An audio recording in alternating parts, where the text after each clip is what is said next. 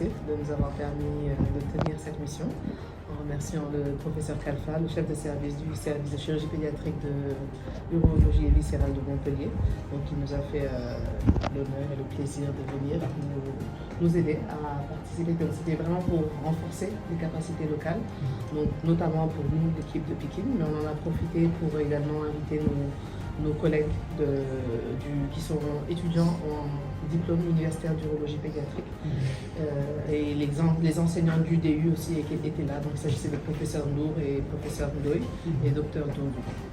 Donc ça nous a permis, comme j'ai dit, de renforcer les compétences de l'équipe de l'hôpital, mais également des autres praticiens qui sont venus de différentes régions, notamment Tivaouane, Ziguinchor, Louga. Il y a eu des gens de l'équipe de Albert Royer également. Donc c'était vraiment une semaine qui était très riche. Nous avons fait 20 patients, donc qui étaient âgés entre 1 an et 10 ans.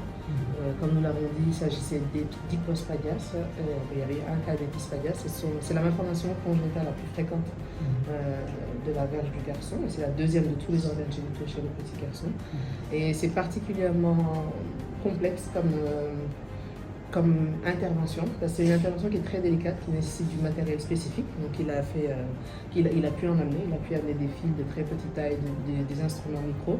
Et effectivement, en opérant, je lui ai dit, effectivement, c'est pas du luxe qu'on prend, c'est vraiment, ça change vraiment les choses.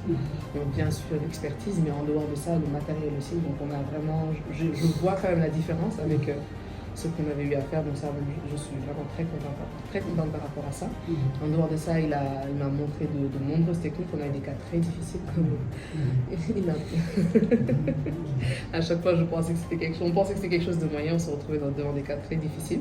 Et à chaque fois, je lui disais que j'étais très contente parce que ça me permettra, moi, quand je serai devant ces situations-là, de savoir quoi faire. Parce que souvent, voilà, quand c'est très difficile, on ne sait pas par où commencer, mais ça a vraiment été on se sont très bien passés. Et donc on est vraiment très contente de sa venue et on espère pouvoir renforcer cette collaboration. En dehors, donc c'était essentiellement ça. La première, bien sûr, c'est pour le bien-être des enfants et c'est pour ça qu'on est tous là en fait aujourd'hui autour de la table. C'est pour leur bien-être et c'est pour les soigner. Donc je suis venu pour ça. Je suis venu aussi par amitié pour Lissoun et plusieurs chirurgiens de l'équipe que je connais. Et j'en ai rencontré d'autres. Ça a été un vrai plaisir de travailler avec eux. Et ça n'a pas été simplement pour opérer les enfants, mais c'était vraiment pour former les équipes locales. Et j'espère que ce n'est pas juste quelque chose qui reste ponctuel pour opérer, même si on en a opéré beaucoup, même s'il y a une vingtaine d'enfants qui ont été opérés au total. Le but, c'est que ce soit pérenne et que ce soit vraiment un apprentissage, que ce soit une augmentation d'expérience et donc que ce soit quelque chose qui dure dans le temps, comme tu l'as dit. Donc ça, c'est quelque chose qui me tenait vraiment à cœur. Après, ce qui m'a marqué, c'est la cohésion des équipes et l'enthousiasme de tout le monde. Ça a été un plaisir d'être au bloc opératoire avec les anesthésistes, avec les infirmiers de bloc, les infirmières, ça a été un plaisir, même si la semaine a été très chargée et les cas parfois ont été compliqués.